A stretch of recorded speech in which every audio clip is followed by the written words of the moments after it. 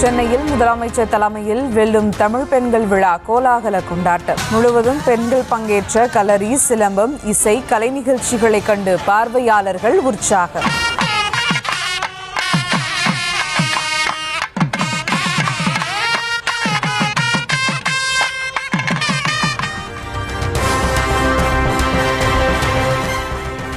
மாதம் 1000 ரூபாய் வழங்கும் கலைஞர் மகளிர் உரிமை தொகை திட்டத்தின் 2ஆம் கட்ட விரிவாக்கம். புதிதாக சுமார் 17 லட்சம் பேர் பயனடையும் வகையில் திட்டத்தை தொடங்கி வைத்தார் முதலமைச்சர் மு க ஸ்டாலின்.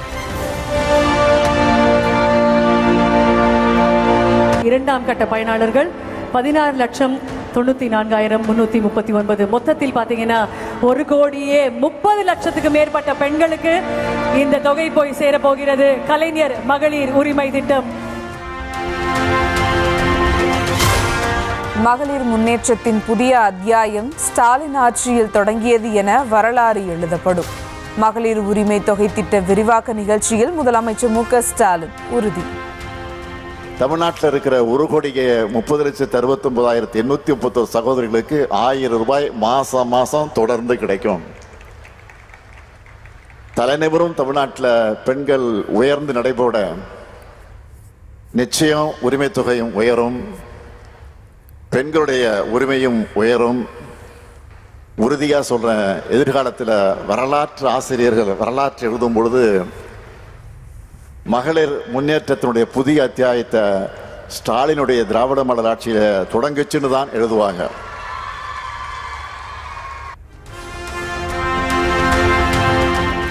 வரலாற்றை திருத்தி எழுதக்கூடிய திட்டமாக கலைஞர் மகளிர் உரிமை தொகை திட்டம் இருப்பதாக முதலமைச்சர் பேச்சு. மக்கள் நலத்திட்டங்களை இலவசங்கள் என கொச்சைப்படுத்தியவர்கள் எல்லாம் அவர்கள் மாநிலங்களில் தமிழ்நாட்டின் திட்டத்தை பின்பற்றுவதாக பெருமிதம். வரலாற்றை திருத்தி எழுதும் திட்டமா அமைஞ்சிருக்கிறது தான் கலைஞர் மகளிர் உரிமை திட்டம். இந்த திட்டத்தை அறிவிக்கும் போதே தெளிவா சொல்லிட்டோம், இது உதவித்தொகை இல்ல, உரிமை தொகை.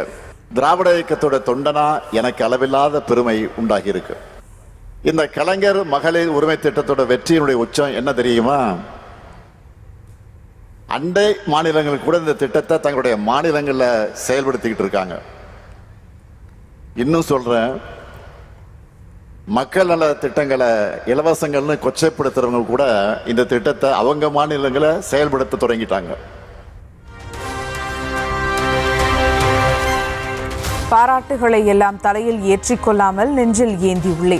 மகளிர் உரிமை தொகை திட்ட விரிவாக்க நிகழ்ச்சியில் முதலமைச்சர் மு க ஸ்டாலின் பேச்சு. அதுல மகளிர் சுயமரியாதையோட வாழ நான் 3 திட்டங்களை செயல்படுத்தி இருக்கிறதாக போட்டு, புதுமை பெண் திட்டம், விடியல் பயணம், நடுநாயகமாக இருக்கக்கூடிய கலைஞர் உரிமை திட்டம் ஆகிய அரியணைகளில் பெண்கள் உட்கார்ந்து இருக்கிறதாக வரைஞ்சிருந்தாங்க. அதோட மகளிர் சமுதாயத்தை கை தூக்கி விடுவதற்காக இந்த திட்டங்கள் காலாகாலத்திற்கு பெயர் சொல்லும் திட்டங்களாக இருக்குன்னு பாராட்டி எழுதியிருந்தாங்க. இந்த பாராட்டுக்களை எல்லாம் தலையில ஏத்திக்காம நெஞ்சில ஏந்தி தந்தை பெரியார், பேரறிஞர் அண்ணா, தலைவர் கலைஞர் ஆகியோர் வழங்கி இருக்கக்கூடிய உணர்வோடு சொல்றேன், இந்த 1000 ரூபாய் என்பது ஒரு தொடக்கம் மட்டும்தான். உத்தியோகம் ஆண்களுக்கு மட்டுமல்ல பெண்களுக்கும் லட்சணம் என மாற்றி காட்டிய திமுக அரசு. வெல்லும் தமிழ் பெண்கள் விழாவில் துணை முதலமைச்சர் உதயநிதி ஸ்டாலின் பெருமிதம். இதற்கு ஒரு பழமொழியும் உண்டு, ஒரு பழமையான மொழியும் உண்டு. அதுதான் உத்தியோகம் புருஷ லட்சணம்னு சொல்லுவாங்க. உத்தியோகம் புருஷனுக்கு மட்டும் லட்சணம் கிடையாது. இன்னைக்கு உத்தியோகம் பெண்களுக்கும் லட்சணம் அப்படிங்கிறது மாற்றி காட்டிய அரசு நம்முடைய திராவிட மாடல் அரசு.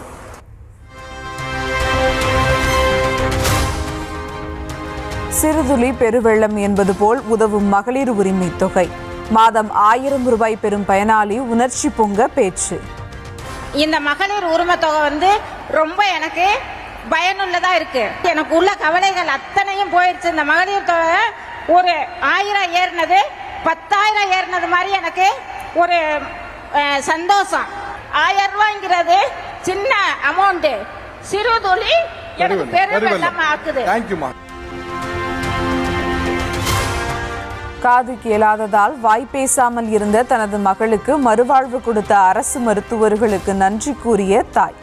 காக்லியர் இம்ப்ளான்ட் சர்ஜரி பண்ணுறதுக்கு வந்து 17 lakhs to 18 lakhs ஆகும் அப்படின்னு சொன்னாங்க. ஒரு டாக்டர் சொன்னாங்க இது வந்து கோயம்புத்தூர் ஜிஹெச்ல வந்து ஃப்ரீயாகவே பண்ணுறாங்க, கலைஞர் காப்பீட்டு திட்டத்து மூலிமா நீங்கள் பண்ணிக்கலாம் அப்படின்னு சொன்னாங்க. ஃபுல்லாக எல்லாமே சப்போர்ட் பண்ணி கொடுத்தாங்க. ஃப்ரீயாகவே ஆடிட் வெர்பல் தெரப்பியும் கொடுத்தாங்க. இன்னைக்கு வந்து கனிஷ்கா நல்லா பேசுகிறாங்க, ஸ்கூலுக்கு போகிறாங்க. பேச்சு வராது என தனியார் மருத்துவர்கள் கைவிரித்த நிலையில் வெல்லும் தமிழ் பெண்கள் விழா மேடையில் பாட்டு பாடி காண்பித்து அசத்திய சிறுமி. மலத்துல விளையாட்டு அணிலே அணிலே கை தட்டு குக்கு குக்கு குயின் பாட்டு கொஞ்சம் கிளியே தலையாட்டு குட்டி குரங்கே வாலாட்டு சின்ன முயலே மேல கொட்டு. அரசியல் உள்பட பல்வேறு துறைகளில் ஆதிக்கம் செலுத்தும் பெண்களை பேச வைத்து கௌரவப்படுத்திய வெல்லும் தமிழ் பெண்கள் விழா மேடை. ஒரு மகிழ்ச்சியான பள்ளி பருவத்தை கொடுத்த என்னோட அரசு உயர்நிலை பள்ளிக்கு வந்து ஏதாவது செய்யணும்னு எனக்கு ரொம்ப ஆசையாக இருந்தது. அந்த கனவை வந்து நனவாக்கினது வந்து மாண்புமிகு முதலமைச்சரும் தமிழ்நாடு அரசின் நமக்கு நாமே திட்டம். 2023 மேஜர் ஜெனரலாக பதவியேற்றேன் சென்னை ராணுவத்தில். 12ஆம் வகுப்பு வரை மட்டுமே படித்த தம்மை மேடம் என மரியாதையாக அழைத்ததை கர்வம் பொங்க பகிர்ந்து பெருமைப்பட்ட பெண் கவுன்சிலர். நான் என்பதில் சந்தோஷப்படுறேன், ரொம்ப சந்தோஷப்படுறேன். வெளியில் படியை விட்டு கீழே இறங்கும்போது போலீஸ் கார்டு வந்து இல்லை மேடம் உங்களை நாங்கள் தனியாக அனுப்ப முடியாது மேடம்னு சொன்னாங்க. நான் ஒரு 12ஆம் வகுப்பு வரைக்கும் தான் படிச்சிருக்கிறேன். என்னை மேடம்னு சொன்னது ஒரு புதுசாக ஒரு எக்ஸ்பீரியன்ஸ். அப்படி ஒரு சந்தோஷம் இருந்தது. மேடம் சொல்லும்போது யாரையோ கூப்பிடுறாங்க அப்படின்னு சொல்லி நான் திரும்பி பார்த்தேன். என்னோட வீட்டுக்காரு உன்னதாம்மா கூப்பிடுறாங்க, உன்னதான் கூப்பிடுறாங்க, உனக்கு தான் ரெஸ்பான்ஸ் கொடுக்குறாங்க, என்னன்னு கேளு அப்படின்னாங்க. தமிழக அரசின் வெற்றி நிச்சயம் திட்டம் மூலம் பயிற்சி பெற்று கை நிறைய சம்பாதிக்கும் பெண்கள். ஆனால் இங்கே வெற்றி நிச்சயம் மூலியமாக நான் ஒரு நல்ல வேலையில் செலக்ட் ஆகி ஒரு நல்ல டிரான்ஸ் எனர்ஜி ப்ரைவேட் லிமிட்டடில் கம்பெனியில் நான் சேலரி வாங்கிட்டு இப்போ ஒரு நல்ல நிலைமையில் நான் இருக்கிறேன். என்னோட அம்மாவையும் நான் ஒரு நல்லா பார்த்துக்கிற மாதிரி எனக்கு ஒரு சந்தோஷம். நம்ம வீடு கட்டுவோம், நான் இருக்கேன்னு சொல்லிட்டு ஒரு தைரியத்தை நான் கொடுத்த முதல்வருக்கு ரொம்ப நன்றி சொல்லிக்கிறேன். வறுமையில் உழன்று வாழ்க்கையில் போராடி ஜெயித்த கதைகளை பகிர்ந்து நெகிழ்ச்சி. வேலை பார்த்து எங்கள் வீட்டில் குடும்பத்தை பார்த்துட்டு இருக்கேன். ரொம்ப ரொம்ப கஷ்டப்படுவோம். ஏன்னா சாப்பிட்றதுக்கு அரிசி இருக்காது. வேலை நிறைய வாட்டி தேடிட்டு இருக்கும் போது வெற்றி நிச்சயம் மூலமாக எனக்கு எம்ப்ராய்டரி சொல் கம்பெனிலேருந்து எனக்கு ஒரு அப்ளிகேஷன் போட்டு அங்கேருந்து எனக்கு கால் பண்ணாங்க. ஸ்காலர்ஷிப்பும் கொடுத்து நல்லபடியாக சம்பளமும் கொடுத்து அங்கேயே என்னை வேலைக்கு சேர்த்துருக்காங்க. வெற்றி நிச்சயத்துக்கும் ரொம்ப மனமார்ந்த நன்றி சொல்லிக்கிறேன். முதலமைச்சரே அப்பா என அழைத்து இலங்கை முகாம் பெண் நெகிழ்ச்சி. வெற்றி நிச்சயம் திட்டத்தில் இலவச பயிற்சி மூலம் பயனடைந்ததாக கூறி முதலமைச்சருக்கு பிரத்யேக கைக்குட்டை பரிசளிப்பு. தமிழ்நாடு அரசின் உதவித்தொகை பெரிதும் உதவியதாக மாற்றுத்திறனாளி பெண்கள் பாராட்டு. என்னோட குடும்ப சூழ்நிலை வந்து ரொம்ப கஷ்டமான ஒரு நிலை. சிஎம் சாரோட அந்த மாச உதவித்தொகை வந்து ரொம்ப அந்த டைம்ல வந்து ரொம்ப யூஸ்ஃபுல்லா இருந்துச்சு. ஏன்னா நாங்க இங்க வந்து படிக்கும் போதோ அம்மா அப்பாவுக்கு வந்து ரொம்ப கஷ்டப்பட்டாங்க. அந்த மாசம் அந்த காசுல வந்து கொஞ்சம் அவங்களால வந்து குடும்பத்தை வந்து கொஞ்சம் வந்து இது பண்ண முடிஞ்சுது. மாற்றுத்திறனாளி சாதனை பெண்களுக்காக அவர்களது மொழியில் கைகளை உயர்த்தி அரங்கமே பாராட்டியதால் நிகழ்ச்சி. அரங்கத்தில் இருக்கிறவங்க எல்லாருமே எல்லா தடையும் உடைத்து வந்த இந்த பெண்மணிக்காக ஒரு மிகப்பெரிய கைதட்டல். That is for you. வெல்லும் தமிழ் பெண்கள் விழாவில் சமூக சேவகியும் பத்மபூஷன் விருதாளருமான மூதாட்டி கிருஷ்ணம்மாள் ஜெகநாதனுக்கு கௌரவம். சால்வை அணிவித்து கேடயம் வழங்கி கௌரவித்தார் முதலமைச்சர் மு.க. ஸ்டாலின். பாரா ஒலிம்பிக் பேட்மிண்டன் வீராங்கனை துளசிமதி முருகேசனுக்கு கௌரவம். சால்வை அணிவித்து கௌரவித்தார் துணை முதலமைச்சர் உதயநிதி ஸ்டாலின். அடுத்த ஆண்டு நடைபெறும் சட்டமன்ற தேர்தலை மனதில் வைத்துதான் விதியை தளர்த்தி மகளிருக்கு 1000 ரூபாய் கொடுப்பதாக அதிமுக குற்றச்சாட்டு. புதிய பயனாளிகள் 17 லட்சம் பேருக்கு மீதமுள்ள 56 மாதங்களுக்கான உரிமை தொகை எங்கே என கேள்வி.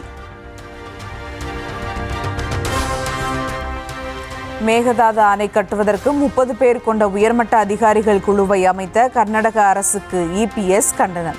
தமிழ்நாட்டை பாலைவனமாக்க வேண்டும் என்ற ஒரே குறிக்கோளோடு கர்நாடகத்தை ஆளும் காங்கிரஸ் அரசு செயல்படுவதாக குற்றச்சாட்டு. திமுக ஆட்சியில் இருக்கும் போதெல்லாம் காவிரி நீர் பிரச்சனையில் தமிழகத்தின் உரிமைகளை கர்நாடகத்திற்கு விட்டுக் கொடுப்பதே வாடிக்கை. சட்ட ரீதியான நடவடிக்கைகளை உடனடியாக மேற்கொண்டு காவிரியில் தமிழகத்தின் உரிமைகளை பாதுகாக்க முதலமைச்சருக்கு இபிஎஸ் வலியுறுத்தல். மேகதாது அணை திட்டத்தை எதிர்த்து உச்சநீதிமன்றத்தில் தமிழக அரசு மீண்டும் மனு தாக்கல். கர்நாடக அரசின் முயற்சியை தமிழக அரசு ஒருபோதும் அனுமதிக்காது என அமைச்சர் துரைமுருகன் திட்டவட்டம். திமுக ஆட்சிக்கு வந்த முதல் 17 மாதங்களில் பாக்கி வைத்த மகளிர் உரிமை தொகையை கொடுத்தால் சந்தோஷமாக இருக்கும் என அண்ணாமலை கருத்து. தகுதி வாய்ந்த பெண்கள் ஒவ்வொருவரின் வங்கி கணக்கிற்கும் 30,000 ரூபாய் அனுப்ப வேண்டும் என வலியுறுத்தல். சொல்ற முதலமைச்சர் ஆட்சிக்கு வந்து முதல் 17, 18, 19 மாசம் பணம் கொடுக்கல 1000 ரூபாய். அதையும் சேர்த்து கொடுத்தாருன்னா கொஞ்சம் சந்தோஷமா இருக்கும் இல்லைங்கண்ணா. அதையும் சேர்த்து கொடுத்தா ஆட்சிக்கு வந்து முதல்ல கொடுக்காததுக்கும் 1000 ரூபாய் கணக்கு போட்டு மொத்தமா ஒரு அக்கௌண்ட்டுக்கு 30,000 ரூபாய் நீங்க அனுப்பிச்சு விட்டாருன்னா ஹாப்பியா இருக்கும்ல. அதை பண்ண மாட்டாரு. அதையும் பண்ணட்டும். அதனால ஓட்டு மாறுமா, அதனால ஆட்சி மாறுமான்னு பார்ப்போங்க. தமிழ்நாட்டில் தேசிய ஜனநாயக கூட்டணியின் தலைவர் இபிஎஸ் என அண்ணாமலை திட்டவட்டம்.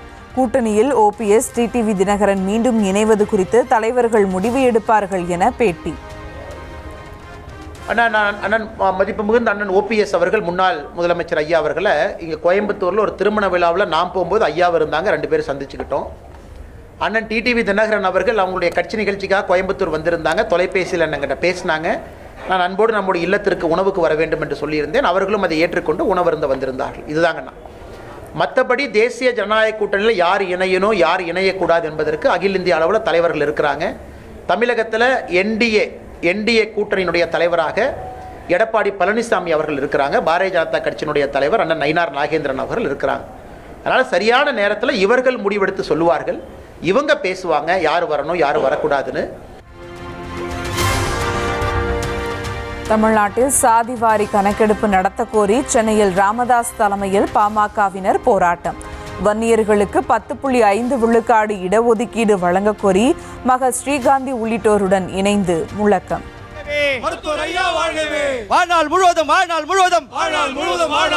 சமூக நீதிக்கு போராடும் சமூக நீதி காவலர் மருத்துவர் ஐயா வாழ்கவே. வன்னியர்களுக்கு இடஒதுக்கீடு கோரி தமிழ்நாட்டின் பல்வேறு பகுதிகளிலும் பாமக ராமதாஸ் அணியினர் போராட்டம். தமிழ்நாடு அரசு உடனடியாக சாதிவாரி கணக்கெடுப்பை நடத்தவும் வலியுறுத்தல்.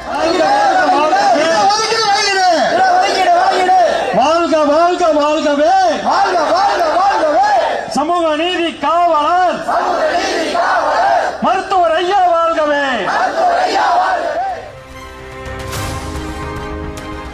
தமிழகத்திற்கு 30 லட்சம் புதிய வேலைவாய்ப்புகள் உருவாக்கப்பட்டிருப்பதாக திமுக கூறிய பொய்யை ரிசர்வ் வங்கி தரவுகள் அம்பலப்படுத்தி இருப்பதாக பாமக தலைவர் அன்புமணி புகார்.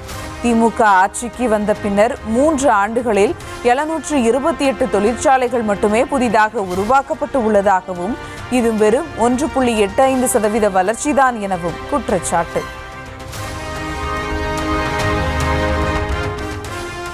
ஈரோடு மாவட்டம் விஜயமங்கலத்தில் வருகிற 18ஆம் தேதி தாவேக தலைவர் விஜய் பிரச்சார கூட்டத்திற்கான முன்னேற்பாடுகளை பார்வையிட்ட பின் செங்கோட்டையன் பேட்டி. தமிழக வெற்றி கழகத்தினுடைய தலைவர் விஜய் அவர்கள் இங்கே வருகை தருகிறார்கள். காலை சரியாக 11 மணியிலிருந்து 1 மணிக்குள் அந்த நிகழ்ச்சி நடைபெற இருக்கிறது. அதற்கான ஏற்பாடுகளை நாங்கள் அனைவரும் சீரோடும் சிறப்போடும் ஏற்பாடுகளை செய்து வருகிறோம். திருப்பரங்குன்றம் மலை உச்சியில் தீபமேற்ற பிறப்பித்த உத்தரவை எதிர்த்த மேல்முறையீட்டு வழக்கின் விசாரணை தொடக்கம். மலை உச்சியில் இருப்பது சர்வே தூந்தான் என உயர்நீதிமன்ற மதுரை கிளையில் தமிழக அரசு வாதம்.